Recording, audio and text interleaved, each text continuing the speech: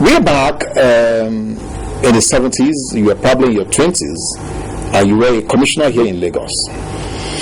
Oh, wow. What memory. Yes. If I recall then, you were the commissioner for economic development or something? That's true. Now, would you want to juxtapose what was happening then in Lagos with what is happening now in Nigeria? Are we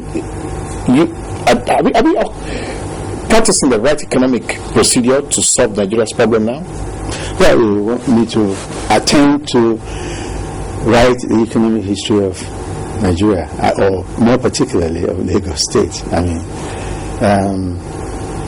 Lagos State came into existence when General Gawan was here that divided the country into the 12-state structure, and so it had to set up a government structure of its own with ministries and everything. And the Ministry of Economic Development was about the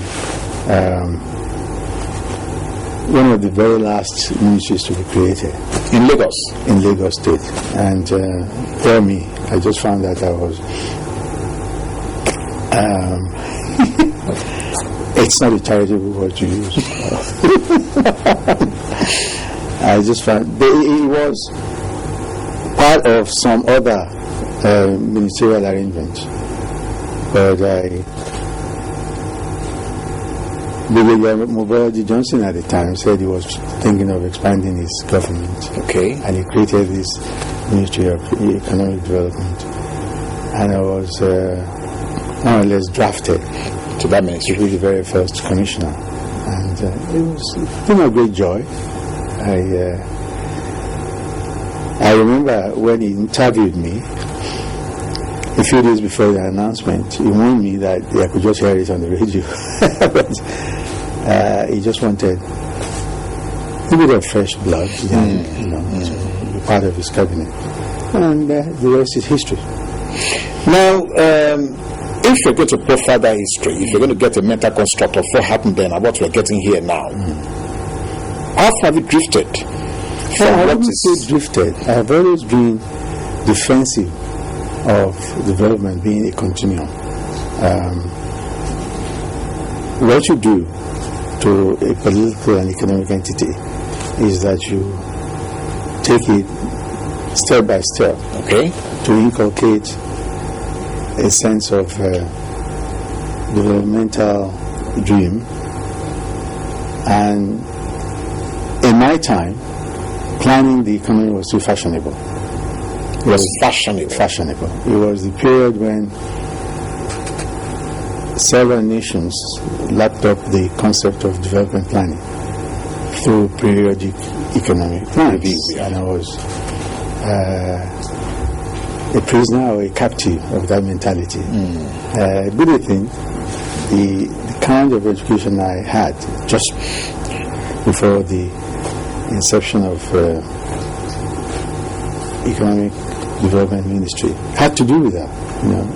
At school, yes, I read development planning, Indian model, the British model, not quite frontal development planning, but something a milder sort, where the Indians, particularly the socialist country, the Soviet Union, even France, they were planning their economy. At that time? Yes, at the time. And so the whole body of thoughts, economic thoughts, the whole concept of sitting down to then align development planning to be a mantra, it was fashionable at that time. But it helped the country too. It helped, because what was it about? We were able to gather resources, and then, yes, among the bureaucrats and the intelligentsia and of course the cabinet, we were able to look down the line and say we would like to have so many tracts of railways, so many megawatts of electricity, so many roads, so many schools, and on and on. What is our resource picture? We can expect from revenue, from taxation, from other resources, this quantum of resources, and we will then divide among those compelling needs. That was the name of the approach, game yes. at that time. And one found oneself, sitting for several hours, having meetings among various ministries, and earmarking and dividing, and exciting days in those days.